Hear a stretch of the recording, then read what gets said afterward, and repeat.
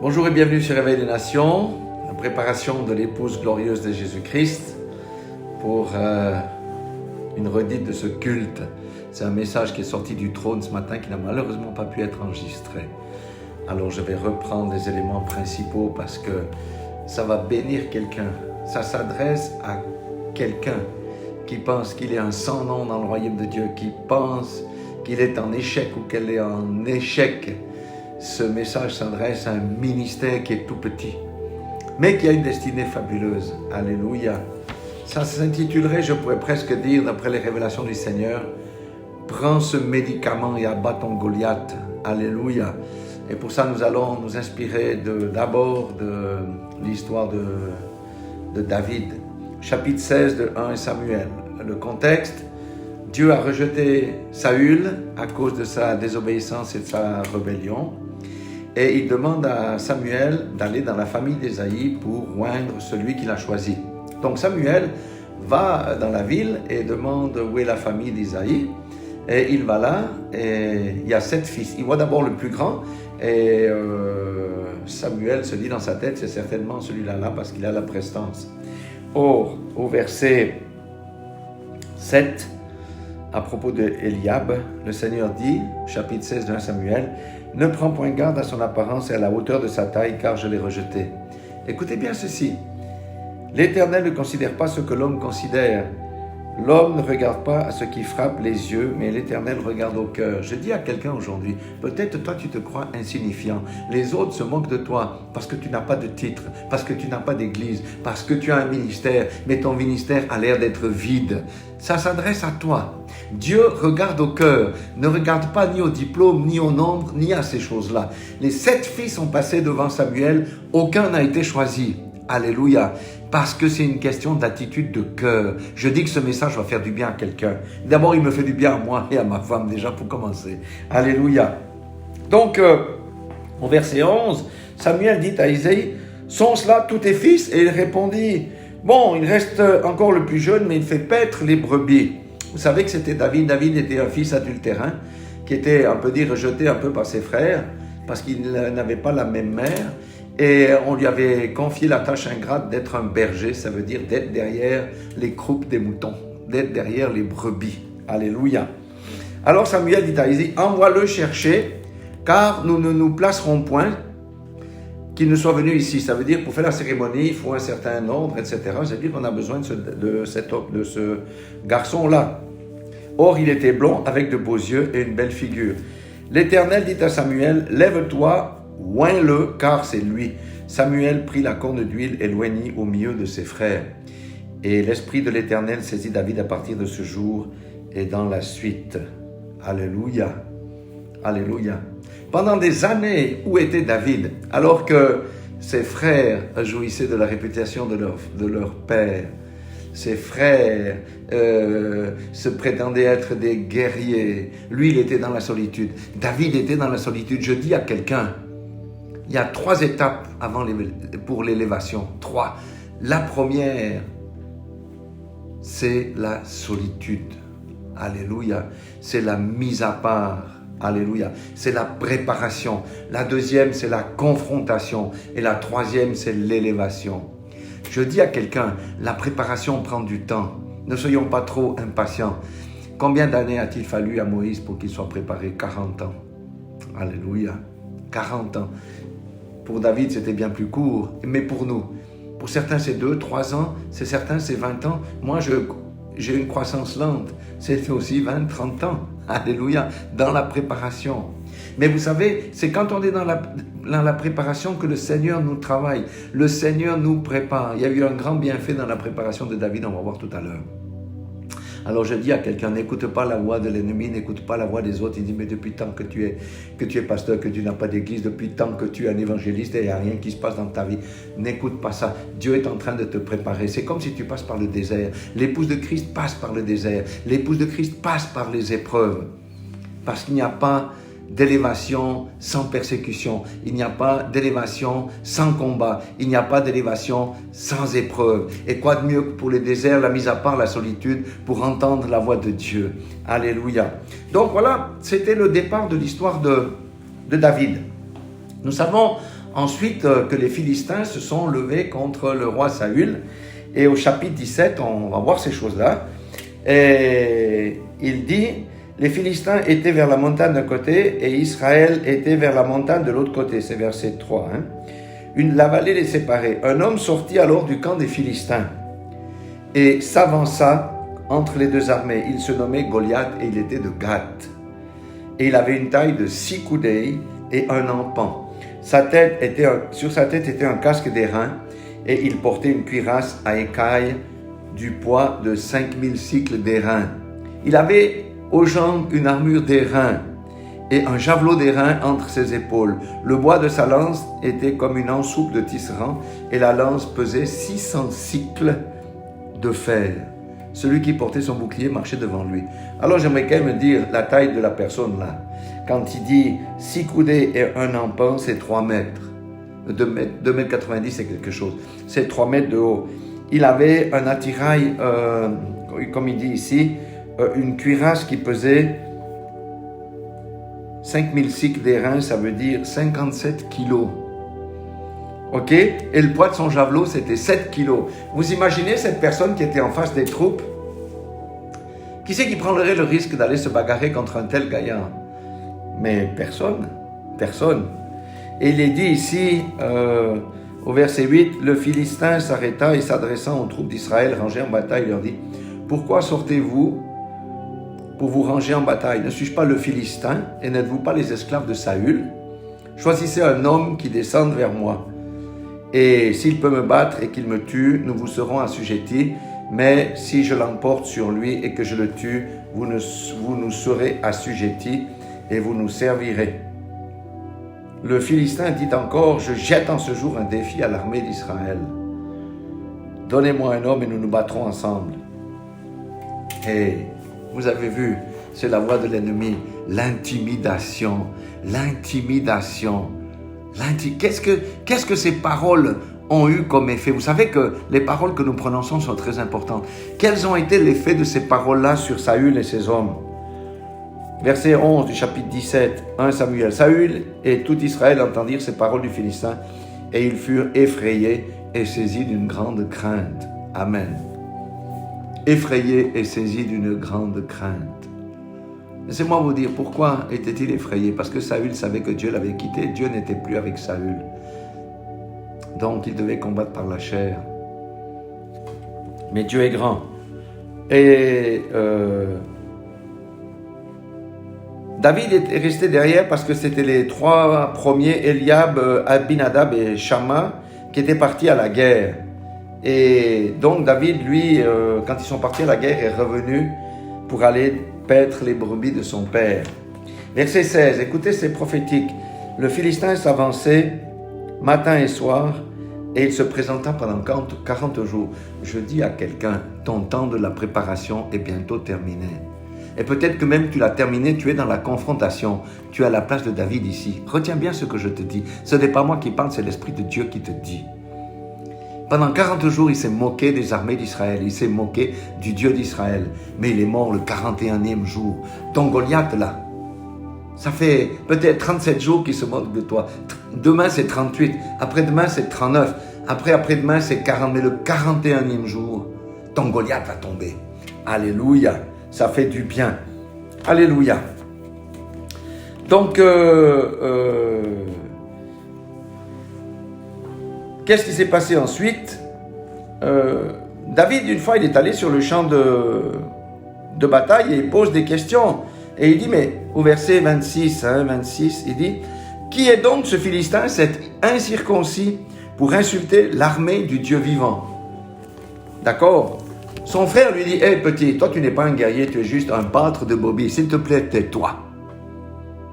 Tais-toi. » Mais David a continué à dire, il dit, « Mais pourquoi est-ce que je ne peux pas m'adresser à lui ainsi? Il insulte l'armée du vrai Dieu. Il fait insulte au Dieu d'Israël. » Et en répétant les paroles de David au roi Saül qui a fait venir David. Et au verset 32, David dit à Saül que personne ne se décourage à cause de ce Philistin. Ton serviteur ira se battre avec lui. Saül dit à David, tu ne peux pas aller te battre avec ce Philistin car tu es un enfant. Et il est un homme de guerre dès sa jeunesse. Toi, tu as fait quoi? Tu connais rien à la guerre. Tu es un enfant. Tu vas aller te battre contre un type de 3 mètres de haut, qui a un javelot de 7 kilos, qui a une cuirasse qui pèse 57 kilos, même peut-être plus lourde que ton propre poids, et tu l'as dit que tu vas aller sortir pour te battre contre lui, mais tu es fou. Voyez maintenant la puissance de la préparation. Pourquoi il faut savoir être patient? Écoutez, verset 34. David dit à Saül, ton serviteur faisait paître les brebis de son père. C'est un job pas très revalorisant, n'est-ce pas? Et quand un lion ou un ours venait en enlever une du troupeau, je courais après lui et je le frappais, j'arrachais la brebis de sa gueule, et s'il se dressait contre moi, je le saisissais par la gorge, et je le frappais et je le tuais. C'est ainsi que ton serviteur a terrassé le lion et l'ours, et écoutez bien ce qu'il dit, et il en sera du Philistin cet incirconcis. Qu'est-ce qui se passe quand Dieu prépare quelqu'un au ministère? Ça peut prendre des années. Il le prépare, il l'instruit, il lui donne des batailles à mener. Alléluia. Sauf que quand on est dans la préparation, on ne comprend pas qu'on est dans la préparation. On aimerait déjà flamber, être devant. C'est pas comme ça avec Dieu. Si David n'avait pas été préparé par ses combats avec ses ours et ses lions, il n'aurait pas tenu devant le Philistin. Il n'aurait pas eu la foi. Il n'aurait pas eu la foi. Vous entendez? Il n'aurait pas eu la foi. Mais comme il avait vu la puissance de Dieu à l'œuvre, et nous avons tous vu, ceux qui sont dans la préparation, la puissance de Dieu à l'œuvre dans nos vies, et ça c'est pour un but. Amen. Parce qu'après la préparation, il y a la confrontation. Et c'est ce que va vivre David ici. Et les paroles de David vont faire quelque chose. Parce qu'il a dit, comme j'ai dit, je répète au verset 36, c'est ainsi que ton serviteur a terrassé l'ours, le lion, et il en sera du Philistin cet incirconcis, comme l'un d'eux, car il a insulté l'armée du Dieu vivant. David dit encore, l'Éternel m'a délivré de la griffe du lion et de la patte de l'ours. Il me délivrera aussi de la main de ce Philistin. Ah, ces paroles-là ont dopé Saül. Il a dit, bon, dans ce cas-là, vas-y. Dans ce cas-là, vas-y. Dieu ne nous envoie pas la confrontation avant qu'on ait achevé la préparation. Si tu pars dans la confrontation avant que tu aies achevé ta préparation, tu es cuit. Tu es cuite. Tu n'as aucune chance. Le temps de Dieu, c'est le temps de Dieu. Alléluia. Verset 38. Regardez, on a quelque chose à comprendre. Saül fit mettre ses vêtements à David et il plaça sur sa tête un casque d'airain et le revêtit d'une cuirasse. David ceignit l'épée de Saül par-dessus ses habits et voulut marcher car il n'avait pas encore essayé. Mais il dit à Saül, je ne puis marcher avec cette armure, je n'y suis pas accoutumé. Et il s'en débarrassa, il prit en main son bâton, choisit dans le torrent 5 pierres polies et les mit dans sa poche, puis sa fronde à la main, il s'avança contre le Philistin. Qu'est-ce que ça nous dit ça? N'essaye pas de jouer le rôle d'une autre personne. Dieu t'a donné tes instruments. Ne va pas essayer de copier un pasteur puissant, un prophète, alors que ce n'est pas ton appel. Utilise les armes que Dieu t'a données. N'essaie pas de copier quelqu'un parce que ça ne marche jamais. Vous savez, nous sommes un corps. Et dans un corps, il y a la diversité. Dieu ne va pas faire la même chose avec moi qu'avec toi, qu'avec telle sœur, qu'avec tel frère. Dieu a sa manière. Tu dois comprendre quelle est la manière de Dieu pour toi. Alléluia. Ça fait du bien à quelqu'un, ces paroles. Moi, ça me fait beaucoup de bien. Et voyez, je suis dans la joie parce que le Seigneur a parlé. Verset 43. Le Philistin dit à David, suis un chien pour que tu viennes avec moi avec des bâtons, alors que moi, j'ai le javelot, j'ai le bouclier, j'ai l'armure. Toi, tu viens avec un bâton. Tu me prends pour un chien, c'est une insulte. Vous voyez, l'orgueil de Satan. Je dis à quelqu'un que le Philistin de sa vie, son orgueil est fini. Le 41e jour, le Philistin est mort. David dit au Philistin, et après l'avoir maudit par ses dieux, il ajouta, viens vers moi, je donnerai ta chair aux oiseaux du ciel et aux bêtes des champs. Vous voyez, c'est comme ça que l'ennemi nous terrorise, c'est comme ça que l'ennemi nous intimide. Toi, tu ne verras jamais ta destinée, tu vas mourir d'un AVC. Toi, tu ne passeras pas la nuit. Toi, je mets un cancer ici. Toi, je te mets la pauvreté dans ta vie. Tu n'iras nulle part. C'est l'intimidation de l'ennemi que ces voix-là. Que dit David? David dit aux Philistins, verset 45, « Tu marches contre moi avec l'épée, la lance et le javelot, et moi je marche contre toi au nom de l'Éternel des armées, du Dieu de l'armée d'Israël que tu as insulté. » Alléluia. Le médicament, c'est quoi? C'est le nom de l'Éternel. Je prêcherai là-dessus après. Le médicament, c'est le nom de l'Éternel. Je marche contre toi au nom de qui? Au nom de l'Éternel. Alléluia. Dans l'Ancien Testament, c'est au nom de l'Éternel. Alléluia. Dans le Nouveau Testament, c'est au nom de Jésus-Christ. Alléluia. Parce qu'il nous a délégué l'autorité. Comprenez ça. Et non seulement, regardez la foi de David. Non seulement il dit qu'il marche au nom de l'Éternel, mais il prophétise, il dit aujourd'hui, l'Éternel te livrera entre mes mains, je t'abattrai, je te couperai la tête. Aujourd'hui, je donnerai les cadavres du camp des Philistins aux oiseaux du ciel et aux animaux de la terre, et toute la terre saura qu'Israël a un Dieu. Et toute cette multitude saura que ce n'est ni par l'épée, ni par la lance que l'Éternel sauve, car la victoire appartient à l'Éternel, et il vous livre entre nos mains. Amen. Ce n'est pas l'apparence, ce n'est pas l'intelligence, ce n'est pas nos raisonnements qui sauvent, c'est l'Éternel, alléluia, qui combat le bon combat, alléluia. Donc nous avons déjà compris ici une chose que, avant la confrontation, Dieu a préparé David de derrière les brebis, un job pas valorisant. Il était moqué par ses frères, moqué par le reste de sa famille. Et toi le dernier là, toi tu n'es qu'un pâtre, tu n'es qu'un gardien des brebis. Nous, on est ici avec le Père, on jouit de sa considération, on a les banquets, mais toi, tu es derrière les brebis. N'écoute pas les gens qui te disent, mais toi, depuis que je te connais, est-ce que tu es monté? Tu es toujours au même niveau là. N'écoute pas ces mots-là, parce que tu es dans la préparation. Mais au sortir de la préparation, tu vas aller à la confrontation. Et tout le temps que tu as passé dans la gestation, dans la préparation, eh bien maintenant le Seigneur va te donner la victoire. Alléluia. C'est la vérité. C'est la vérité. Alléluia. Certains entrent plus vite que d'autres. Certains, ça prend plus de temps. En ce qui me concerne, c'est très long. Ma gestation a été très longue. J'ai un parcours compliqué. J'ai un parcours cabossé. J'ai reçu mes premières visions de mon appel en 2005, vous voyez. Et c'est presque 20 ans plus tard que je vais entrer dans mon appel. Alléluia. Alors, j'aimerais dire à quelqu'un qui se sent dévalorisé, qui se sent sans puissance, qui se sent inutile. Tu n'es pas sans puissance, tu n'es pas inutile. Tu étais dans la préparation. Jean 8, 44 dit quoi? Il dit, vous avez pour père le diable et vous voulez accomplir les désirs de votre père. À qui dit ça? Aux religieux. Alléluia. À ceux qui font l'intimidation. Alléluia. Il a été meurtrier dès le commencement et ne se tient pas dans la vérité parce qu'il n'y a pas de vérité en lui. Lorsqu'il profère le mensonge, il parle de son propre fond car il est menteur et le père du mensonge.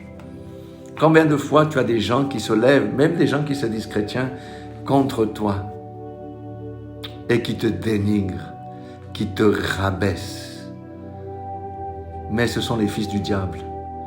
Parce que ce sont les fils du diable qui intimident. Ce sont les fils du diable qui maudissent avec la bouche. Ce ne sont pas les fils de Dieu. Alléluia. C'est pourquoi je dis, n'écoute pas les mensonges du diable. N'écoute pas la petite voix, parce que le diable parle aussi par une petite voix. N'écoute pas la voix du diable qui vient aussi au travers de la bouche de ce que tu dis, mes frères, mes sœurs. Non. Écoute la voix du Saint-Esprit. Alléluia.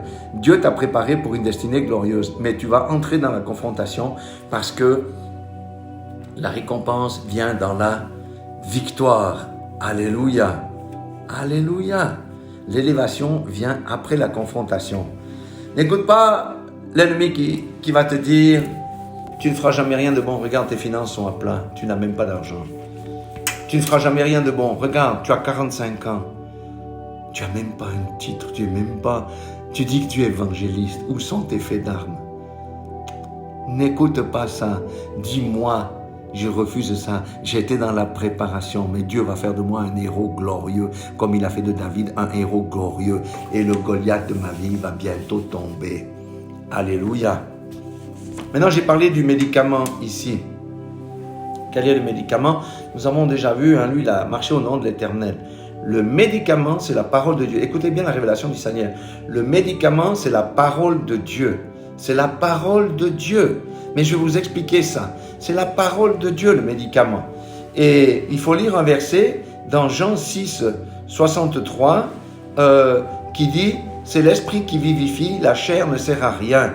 Les paroles que je vous ai dites sont esprit et vie. » Alléluia. Le médicament, c'est la parole de Dieu. Les paroles sont esprit et vie. Mais maintenant, dans le médicament, quand je montre une pilule, vous voyez la pilule. Mais il y a deux choses. Il y a une chose qu'on voit, une chose qu'on ne voit pas. La chose qu'on ne voit pas dans le médicament, c'est le principe actif. Or, c'est ça qui donne la puissance au médicament. Et quel est le principe actif de la parole de Dieu? C'est la foi. C'est la foi. On vient de lire que les paroles que je vous ai dites sont esprit et vie. Alléluia. Et dans Hébreux 11, 6, il est dit, « Or, sans la foi, il est impossible de lui être agréable, car il faut que celui qui s'approche de Dieu croie que Dieu existe, qu'il est le rémunérateur de ceux qui le cherchent. » Amen. C'est pourquoi, écoutez, beaucoup font les proclamations, font les décrets, prient avec la parole de Dieu, et après ils disent, ouais, mais ça marche pas. Ça marche pas, pourquoi? Parce que le principe actif des paroles qui sont sorties de ta bouche n'a pas été mis en route. C'est la foi. Tu dois avoir l'audace d'un David. David, il a dit non seulement, moi je marche contre toi au nom de l'Éternel, mais aujourd'hui je te trancherai la tête. Combien de fois, quand on a l'exaucement de nos prières ou qu'on a la victoire dans le combat, on dit oui, je savais que j'allais avoir la victoire. Mais quand on a élevé la voix, on n'a pas prononcé comme David. Aujourd'hui, je te tranche la tête. Vous comprenez? Principe actif, c'est le médicament, c'est la parole de Dieu, parce que dans la parole de Dieu, nous avons une parole pour chacune des situations de nos vies, ou même plusieurs paroles pour chacune des situations de notre vie. Alléluia. Mais tu dois agir pas avec la foi. C'est le principe actif. Alléluia. C'est le principe actif. Et je terminerai avec deux versets. Jacques 4, 7. Soumettez-vous donc à Dieu, résistez au diable et il fuira loin de vous. Comment on peut résister au diable? C'est en se soumettant à la parole de Dieu. C'est pour ça que quand on va au combat, avant de proclamer, avant de décréter, il faut regarder notre vie. Est-ce que ma vie est bien droite? Est-ce que je suis bien sur le chemin étroit? Est-ce que je marche dans la consécration? Si oui, tu peux résister au diable. Si tu as des portes ouvertes, tu ne vas pas résister au diable, le diable va te vaincre. Alléluia. C'est pourquoi il est important de faire régulièrement notre examen de conscience et même de prendre la communion vraiment souvent, parce que dans la Sainte Communion, il est dit d'abord de s'examiner, parce que beaucoup ont pris la Sainte Communion avec légèreté, beaucoup sont malades et même certains sont morts. Alléluia. C'est bon, n'est-ce pas? Je vous le dis, c'est fabuleux ce que Dieu est en train de nous révéler. Saison de préparation, saison de confrontation, élévation. Et quand on est dans l'élévation, le ministère, ça flambe. Alléluia, alléluia. Maintenant, psaume 118, 17. Quand le diable vient t'attaquer dans les rêves, dans les songes, qui te fait peur, qui t'intimide, un esprit de mort ou de toutes ces choses-là, eh bien, je prends l'exemple. Là, le médicament, c'est psaume 118, 17. Je ne mourrai pas, je vivrai, je raconterai les œuvres de l'Éternel. Ça, c'est le médicament. Maintenant, quand on s'adresse à Satan, on croit ce qu'on dit. Satan, tu es un menteur, tu es le père du mensonge. Je ne mourrai pas, moi je ne mourrai pas, j'atteindrai mes jours et j'accomplirai ma destinée et je raconterai les œuvres de l'Éternel. Tu m'entends? Tu es un menteur avec ses palpitations. Tu es un menteur, je ne mourrai pas, je ne suis pas destiné à mourir, je suis destiné à vaincre. Et je te chasse maintenant dans le nom puissant de Jésus. Et je te lie. Et quand je dis je te lie, je vois, je comprends qu'il est lié dans le ciel. Je te lie. Maintenant, je te chasse de mon corps. J'ordonne à mon cœur de reprendre sa course normale.